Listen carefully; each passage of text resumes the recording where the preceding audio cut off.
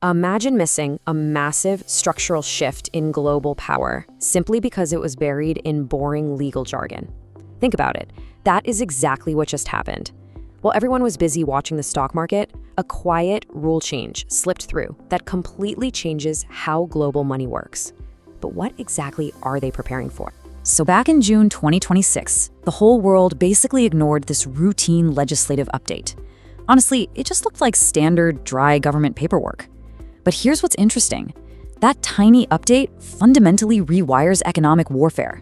It literally changes who holds the power to cut off a country's money.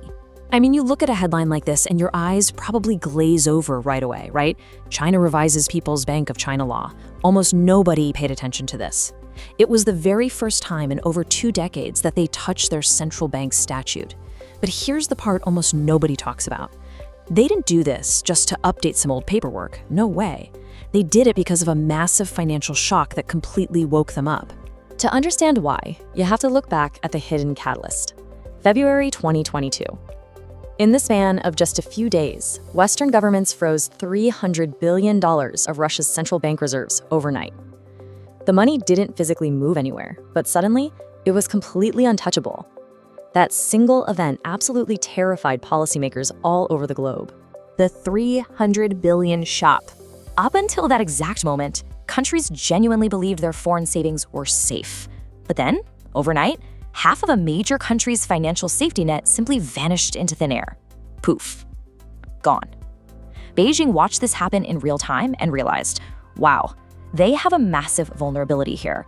They hold a huge amount of their own reserves in US dollars and euros. Imagine this. You're a policymaker in China. You see US sanctions expanding faster than ever.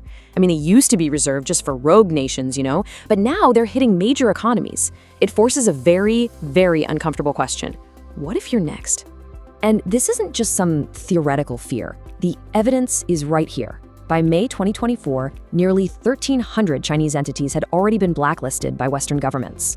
We're talking about hundreds of companies suddenly cut off from critical technology and finance.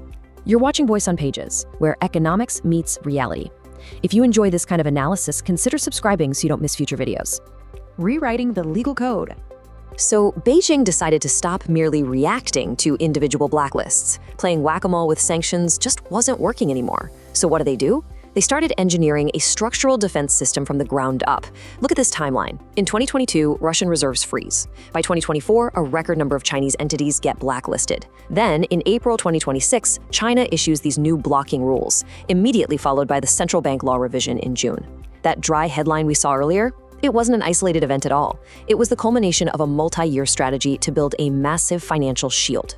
Right at the center of all this is something called extraterritorial jurisdiction. The simple version is just this. The US can sometimes enforce its financial rules far beyond its own physical borders. Because global trade runs on the US dollar, American rules apply almost everywhere. If you want to use the dollar, you have to play by their rules. That is exactly what China is trying to defend against here. So how do you stop a law that isn't actually yours? How do you legally fight back against a system that dominates the globe? It's like a giant puzzle. Before we answer that, if you're still with me, comment logic below. I read as many comments as I can, and I genuinely love to hear your thoughts. Here's how they did it. Think of it kind of like a coffee shop analogy. If Washington demands a global bank cut off a Chinese client, they're essentially saying, you must close this door. But China's new blocking rules, they make it totally illegal for that bank to comply inside China. Beijing's new law literally says, keep the door open or go to jail. The corporate compliance tract. Now, this legal tug-of-war creates massive real-world collateral damage. Multinational corporations are now trapped right in the middle of it. Let me show you why this is an absolute nightmare for businesses. China created what they call the malicious entity list. Step 1, a company complies with US sanctions. Step 2, because they complied, they get added to China's new list. Step 3, they lose access to the Chinese market. And here's the catch. Even just lobbying for sanctions in Washington can theoretically get a company blacklisted in Beijing. And it gets much more personal too. This isn't just about corporate fines anymore. Board members and executives now face direct personal exposure. Under these new rules, an executive could face entry bans, deportation, and even personal asset freezes in China, just because their company followed an American law. It's wild. Can you survive breaking the law in 2 countries at once? How can any global tech giant or international bank navigate this impossible situation? I mean, if you satisfy Washington, you anger Beijing. If you satisfy Beijing, you anger Washington. One of the ways I research stories like this is by separating headlines from structural signals. That's exactly why I built the free Signal Analyzer GPT. If you'd like to analyze global events the same way, you'll find it in the description. The dollar's fading superpower. So why does this all matter? We need to look at the massive global implication of these new laws. This is really about the future of the US dollar itself.